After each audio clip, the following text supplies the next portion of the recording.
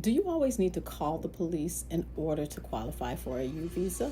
Not always. My name is Ruth Jean, and I am an immigration lawyer practicing in the United States. What you need for a U visa is a certification, and that certification needs to confirm that you were a victim of a qualifying crime and that you cooperated or tried to cooperate with law enforcement. Now, sometimes that requires the police, but sometimes it may be a different agency like the prosecutor, or sometimes it may come from the courts, or sometimes child services. Every case is unique, so don't assume that you do not qualify just because you didn't call the police. Now remember, this information is not legal advice on your case.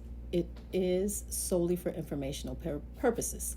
However, if you'd like legal advice to determine whether or not you may qualify for a U visa, don't hesitate to reach out to us at 954-278-9332, 954-278-9332.